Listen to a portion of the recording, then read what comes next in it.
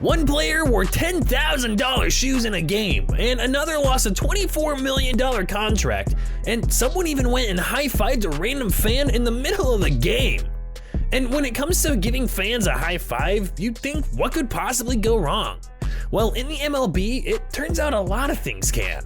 See, back in 2008, Manny Ramirez was in his prime, scoring almost 40 home runs in that season alone, and delivering basically the greatest hitting performance in MLB history. But Manny, he was getting bored of always doing the same thing every game for the past 15 years of his career. So during a game where the Red Sox were playing against the Orioles, something happened that was so crazy, it's become one of the craziest moments in MLB history. See, in the bottom of the fourth inning, Orioles batter Kevin Miller managed to hit a pitch, sending a fly ball far out into left field, right towards Manny. And after catching the fly ball, with the ball in his hand, Manny took 3 full strides across the warning track, leapt towards the wall, and reached his hand out to high-five a fan. And that wasn't all he did.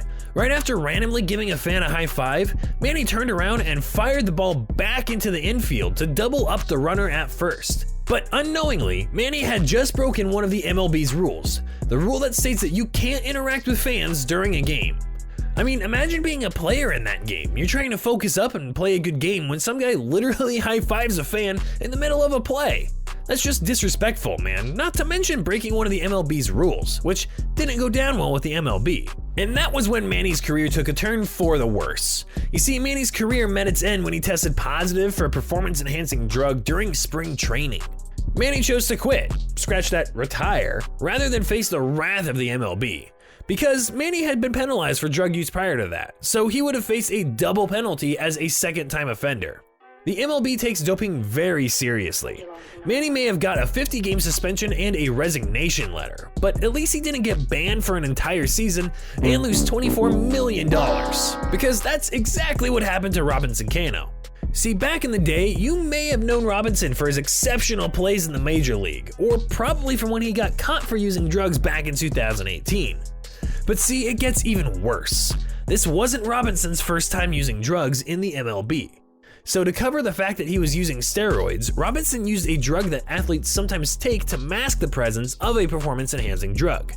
And being a second-time offender, Cano was familiar with the drill. He had to serve a 162-game ban for testing positive for stanozolol, a powerful steroid used as a performance enhancer by too many athletes. The drug was used in one of the most notorious doping incidents in Olympic history, with sprinter Ben Johnson losing his 100-meter gold medal after testing positive for the substance back in the 1988 Summer Games. And for Robinson Cano, this suspension would have a negative impact on his career. His penalty for using these performance drugs was getting smacked with a 162-game ban, the length of a normal MLB regular season. He also has to forfeit his $24 million salary for 2021. And if Robinson's career is going to be anything like Manny Ramirez's, things are not going to go well when he comes back into the league. And if you think breaking one rule was bad enough, you'd be surprised at the number of rules Nyjer Morgan broke. I mean, Nyjer has quite literally broken every rule in the MLB. This man's broken more rules than even Alex Rodriguez, which is pretty hard to do. From field altercations with fellow players to attacking random bystanders, Nyjer has been involved in pretty much everything. Morgan's first incident happened back in 2010 when he was still a part of the Washington Nationals. See, Nyjer is a very easily offended dude, so during a game in Philadelphia, when he was harassed by some Phillies fans, Nyjer did not take lightly to being harassed like that. And as a response, he threw a ball into the stands, hitting a Phillies fan right in the middle of the head. People claimed that he targeted the ball at the man he hit, but the league determined that he did not intentionally harm the fan. And as a result, he was only suspended for 7 games, which he then appealed, resulting in the suspension being dropped altogether. That was only the beginning of Nyjer's rule-breaking career. In 2011, he found himself tangled in controversy after he struck out against Chris Carpenter in the 9th inning. The two players exchanged words, and thanks to Nyjer's teammates, no punches were thrown as they restrained him and took him out of the pitch. But still, we haven't reached the end of Nyjer's misdemeanors. During a game, Cincinnati's Devin Mesoraco hit a foul ball into the stands along the first baseline. Both Morgan and a fan went after the foul ball, and in an attempt to catch the ball, Morgan and the Cincinnati fan had a minor clash. After it happened, Nyjer appeared to have extended his arm to shove the fan. According to Nyjer, he just gave the fan a little get off me push because he was on his arm. To be fair, Niger was doing what he was put in the pitch to do, and the fan was just, being a fan, trying to help his team. But given his history of rule breaking, it's easy to see this incident as just another of Niger's stupid rule breaks. Now, Niger's broken a lot of rules, but at least he's never committed an actual crime, because some players literally went to jail for breaking one of the MLB's rules. You see, back in 2015, the MLB was subscribe to our channel shortstop.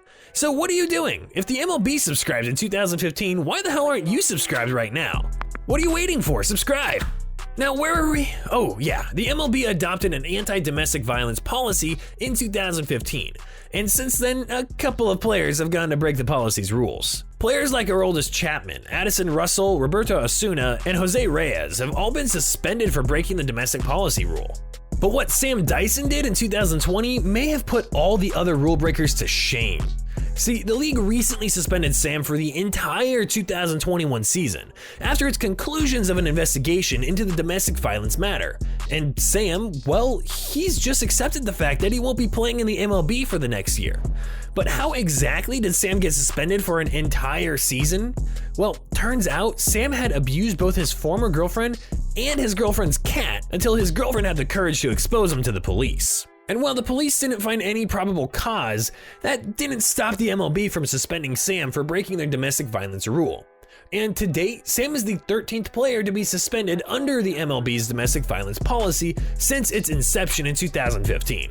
Now, Sam committing an actual crime is bad enough, but Cole Calhoun literally cheated in front of an entire stadium of people. I mean, Cole Calhoun thought it would be a good idea to block a throw to second base with his head.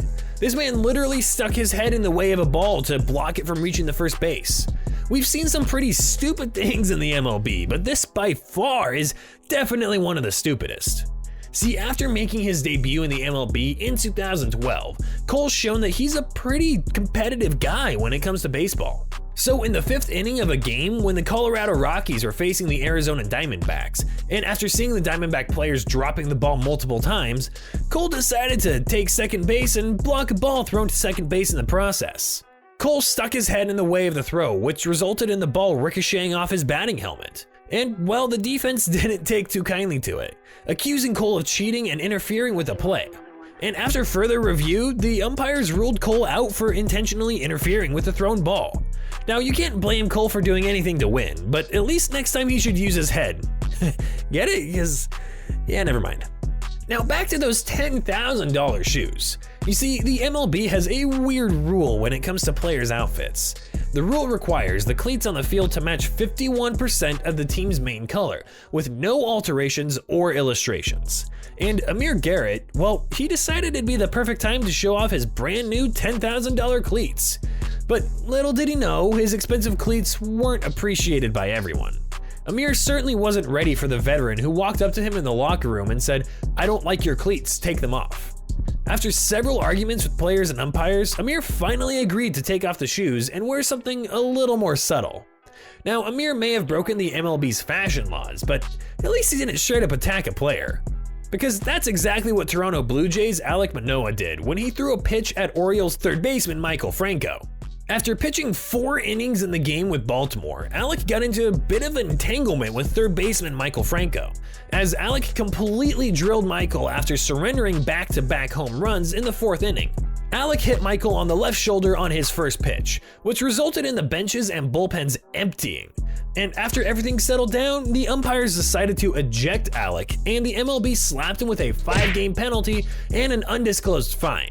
If you thought that was bad, Lenny Dykstra attacked someone in the middle of a game. It shouldn't come as a surprise that Lenny Dykstra constantly broke the rules. In fact, Lenny was so troublesome that other players actively avoided him.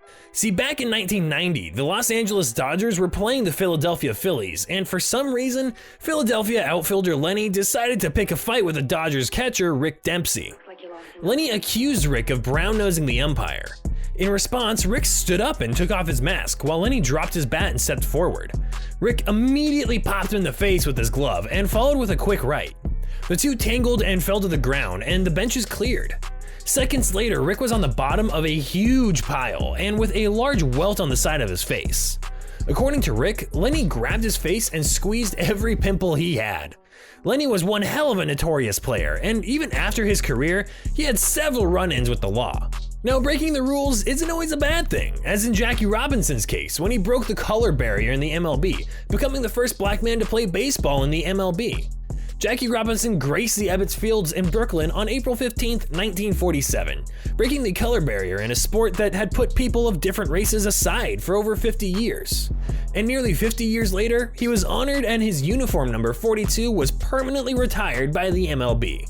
Now, being the first black person to play in the MLB is pretty historic, but someone literally bet $50,000 on their own baseball players. Another player managed to get sued for $500,000 by Donald Trump.